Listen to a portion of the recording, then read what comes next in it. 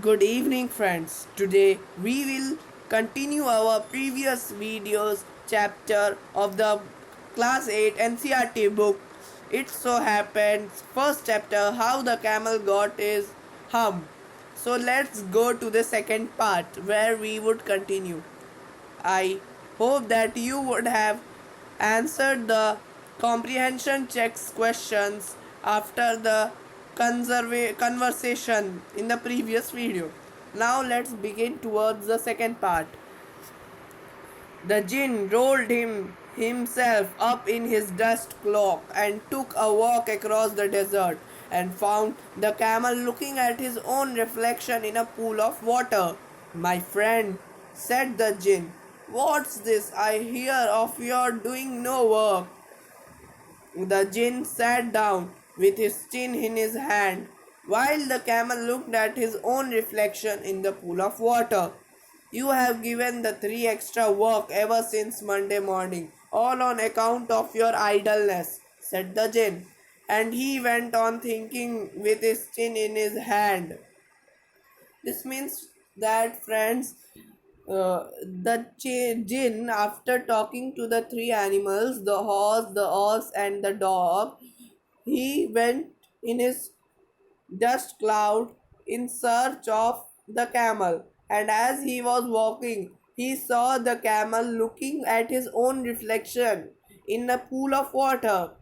The jinn then went towards the camel and said, "Oh, my friend, I have heard that you are not doing work." But the camel ignored him. The jinn sat down with his chin in his hand. But the camel continued to look at his own reflection in the pool of water.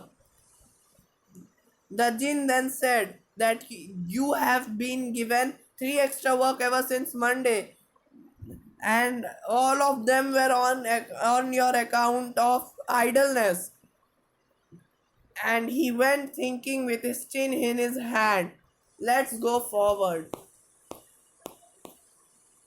Hum, said the camel. I shouldn't say that again if I were you, said the jinn. You might say it once too often. I want you to work. And the camel said, Humph, again, but no sooner had he said it than he saw his back that he was so proud of, puffing up and puffing up into a great big hump. Do you see that? Said the jinn. That's your very own hump that you have brought upon your very own self by not working. Today is Thursday and you have done no work since Monday when the work began. Now you are going to work. This means that, friends, after the jinn said him and went away, he saw that the camel has replied him hum. Then he again sat there. Then he said, then he said to the horse, I shouldn't say that again if you were. Means he said that I shouldn't get to know that you have not done work again. The camel again replied, Humph, but no sooner than he saw in the pool of water that is his back is growing like a mountain. Then he was very proud and very stuffed. Then the jinn replied, do you see that? It's because you did not work for the 3 days, and this is so that you can work for next 3 days without eating. So friends, let's go to forward. How can I, said the camel, with this hump on my back? That has a purpose, said the jinn. All because you missed those 3 days. You will be able to work now for 3 days without eating. Means that what I said, that first he needs to eat very much every day, every time. But now he had a hump, so he could store food, and he eats only once in a 3 days, and then for 3 days he did not need to eat food, and therefore he can work continuously and harder. This means that, let's go forward. Because you can live on your hump, and don't you ever say I never did anything for you. And the jinn told the horse that, and never ever say that I have not done anything for you. This hump, I have brought this hump for you. Come out of the desert and go to the tree and behave. And said, come out of the desert and go help the three animals who asked you to help them. Go help. Since they are working very hard, please help and behave. And the camel went away to join the tree. And from that day to this, the camel always wears a hump, which we call today as hump now, not to hurt his feelings, but he has never yet caught up with the 3 days that he missed at the beginning of the world, and he has never yet learned how to behave. This means that story has ended, and this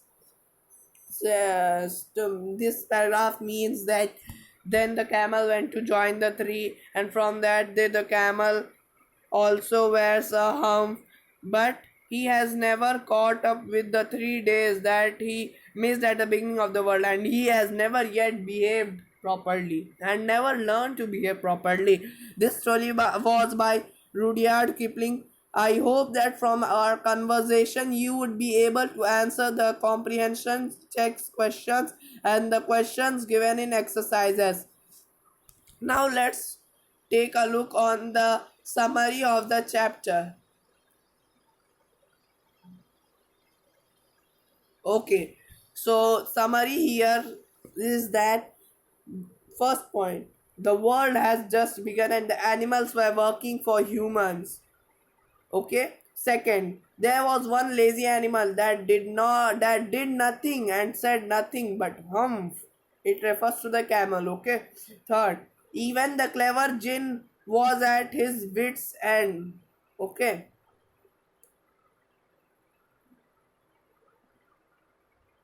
Now let's see the summary of second part. You could also join them and write as important points of the chapter.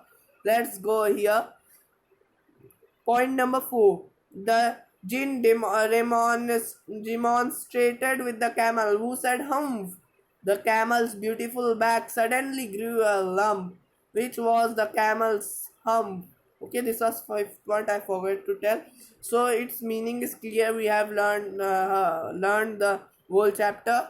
Now let's go to the final point, that is the jinn assured the camel his hump would always be a help, not a hindrance. Hindrance means that it would help himself ever, but never it would make him in any loss. It would always help. It does not have any loss.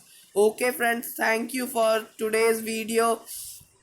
Tomorrow I will upload next chapter's video, so please be up on our channel and please like, share and subscribe our channel. We are new YouTubers, so please help us, support us to become and grow our YouTube channel.